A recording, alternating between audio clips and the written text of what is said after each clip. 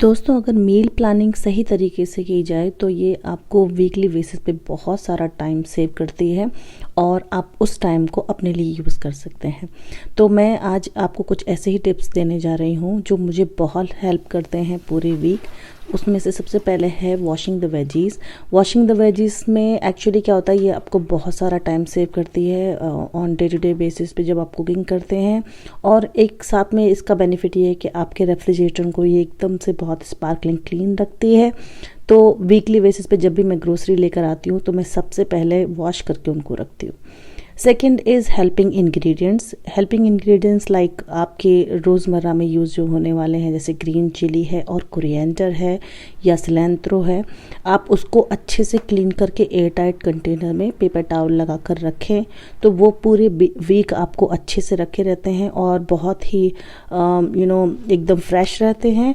और कोरिएंडर के लिए टिप्स ये है कि आप उसके ऊपर भी जब पेपर टॉवल लगाएं तो उसको थोड़ा सा वाटर को स्प्रिंकल करके तब उसको पेपर टॉवल को ऊपर कवर करें, तो उससे मेरा कोरिएंडर पूरा एक हफ्ते तक कुछ नहीं बिगड़ता, उसको एकदम फ्रेश रहता है। Next is blanching and puree storage. तो पालक मेरे घर में हमेशा यूज़ होता है, वीकली बेसिस पे आता ही आता है, तो मैं उसको स्टोर करने का बेस्ट तरीका है आप उसको ब्लैंच कर लें और प्योरी बना के उसको रेफ्रिजरेटर में रख दें।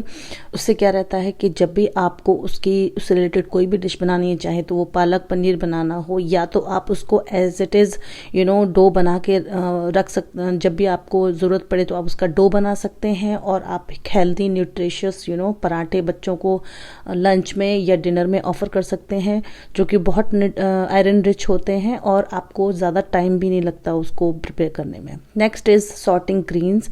ग्रीन वेजीज लाइक मेथी जो फेनुग्रीक होती है, ये ना बहुत टाइम देती है आपको। आप वीक में सोचेंगे भी तो आप इसे नहीं कर पाएंगे, क्योंकि अगर आपके छोटे बच्चे हैं या आप वर्किंग वीमेन हैं तो आप इसको करने में आपको बहुत ट्रबल होगा। तो उसके लिए बेस्ट टिप ये है कि आप जब भी आप ग्रोसरी मील प्लानिंग जब भी कर रहे हैं उस टाइम पे आप सॉर्ट करके रखें। पालक, चाहे वो मेथी हो, चाहे आप इंडिया में तो बथुआ वगैरह होता था, तो मैं उसको क्लीन करके रखती थी जब भी मील प्लानिंग करती थी वीकेंड पे।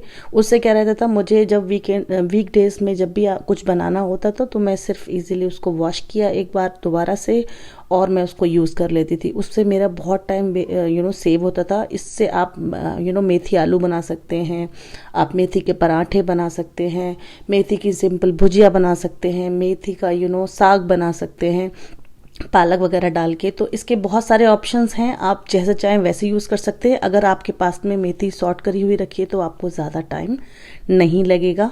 और next tip is tomato paste. Guys, ये पेस्ट मैं तब से बना रही हूँ ever since I got married, because मैं वर्किंग थी उस टाइम पे और मुझे इतना टाइम नहीं होता था कि मैं वीकली बेसिस पे इतना सारा काम कर सकूँ। और 9 to 6 मेरी जॉब होती थी। तो मैं हमेशा से टोमेटो अनियन का ये जो प्योरी है, ये जो पेस्ट है, मैं हमेशा से बनाती हुई आई हूँ। इससे मेरा बहुत वीकली बेसिस पे टाइम सेव होता था और इसको बनाने में आपको हार्डली 10-15 मिनट्स लगते हैं ये, लेकिन ये आपका पूरे वीक बहुत टाइम सेव करता है। और मेरा पेस्ट यूजुअली 4-5 डेज तक कुछ नहीं बिगड़ता, उसका टेस्ट में बिल्कुल अच्छा रहता है।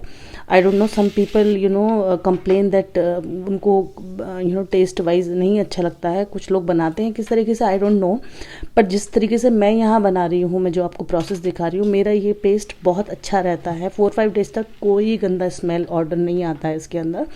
और मैं इसको अपनी मर्ज़ी के हिसाब से किसी भी सिंपल डिश में इसको यूज़ कर लेती हूँ। चाहे तो मैं आपको कुछ रेसिपीज़ इसमें दिखाऊंगी जिसमें मैं इसमें उसको आराम से यूज़ कर सकती हूँ। और ये टोमेटो अनियन का जो पेस्ट है ना, ये बहुत ही वर्सेटाइल होता है।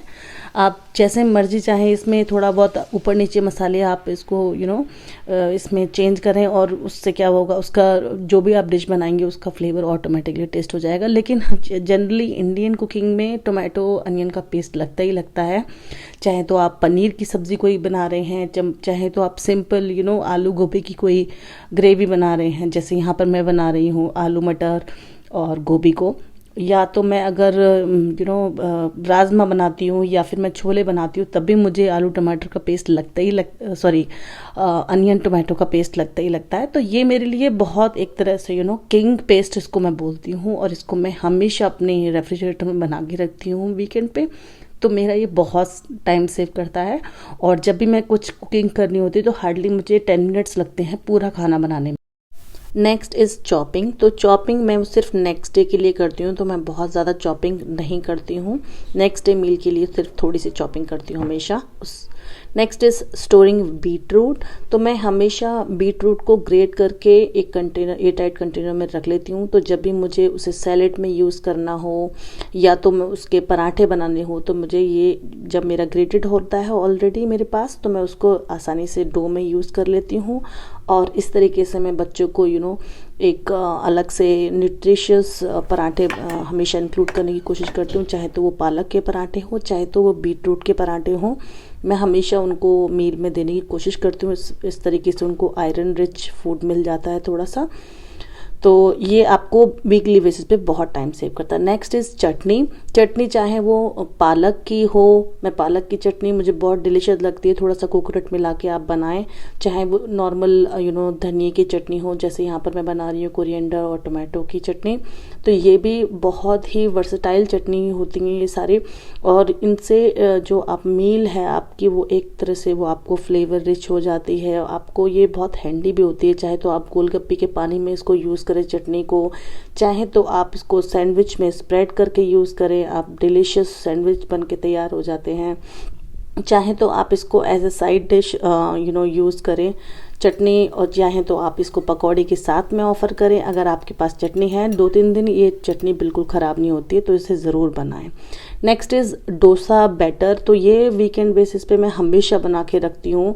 मैं सैटरडे को सोक करती हूँ अपनी जो दाल होती है और राइस होते हैं, और संडे को मैं उसका पेस्ट बनाती हूँ, और मेरे पास ये हमेशा फ्रिज में होता है। तो इससे क्या रहता है कि चाहे मुझे वीकली बेसिस पे, चाहे तो मुझे किसी दिन बच्चों को इडली खाने का मन है, या तो बच्चों को डोसा खाने का मन है, या फिर उसको एज अ उत्तपम वगैरह कुछ बनाना है, तो मैं उसको मेरे पास ये पेस्ट रहता है हमेशा फ्रिज में। उससे मेरे लिए इजी हो जाता है। जब भी मुझे इडली या डोसा खाने का मन होता है, तो मैं सिर्फ दाल मुझे चढ़ानी होती है, और मुझे सिर्फ सांभर प्रिपेयर करना होता है। बैटर ऑलरेडी मेरे फ्रिज में होता है, तो मेरे लिए ईजी होता है पूरी मील को तैयार करना, और मुझे ज़्यादा सोचना भी नहीं पड़ता है कि मुझे अब मैं बैटर बनाने के लिए 2 दिन का वेट नहीं करना होता है। जब भी किसी का मन करता है खाने का, तो मेरे लिए बस सांभर बनाने में हार्डली हाफ एन आवर लगता है। दाल को आप रख दें सब्ज़ी के साथ बॉईल करने के लिए, और बस आपको टेम्परिंग करने से पहले जब दाल बन जाएगी उतनी देर में आप और काम करें। Next is soaking lentils.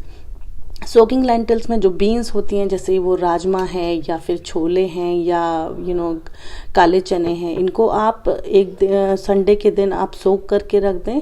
Next day इसको आप एक एक करके बॉईल करें, और अगर आप चाहें तो इन्हें आप फ्रीज़र में भी स्टोर कर सकते हैं बॉईल करने के बाद में। मैं ऐसा नहीं करती हूँ, मैं इसको बॉईल करके और इनमें ऑयल लगा के रख देती हूँ। तो ये मेरे 2-3 दिन तक कुछ भी नहीं होता है, बड़े अच्छे रहते हैं, एकदम से परफेक्टली फ्रिज में एकदम फ्रेश ही रहते हैं, कोई प्रॉब्लम नहीं होती इनको यूज़ करने में। और जब भी आपको यूज़ करना हो, चाहे तो वो इसको आप सैलेड की तरह यूज़ कर सकते हैं, सैलेड में इंक्लूड कर सकते हैं आप बॉइल्ड अगर आपके पास में रखे हुए हैं, चाहे तो आप छोटी मोटी भूख के लिए, जैसे मैं अभी यहाँ पे बना रही हूँ एक सिंपल सी ब्लैक चने, थोड़ा सा लेमन जूस वगैरह डाल के, चाट मसाला डालें आप, ब्लैक सॉल्ट और नॉर्मल सॉल्ट वगैरह इंक्लूड करें, और ये आपके लिए बहुत न्यूट्रिशियस एक तरह से इवनिंग स्नैक हो जाता है। तो ये बहुत ही हैंडी रहता है। अगर आपके पास में बॉइल्ड चने या रखे हुए हैं, तो आपने बस थोड़ी सी प्याज टमाटर काटा और ये आपका स्नैक रेडी हो गया। Thank you so much for watching. Kindly subscribe to the channel. Thank you.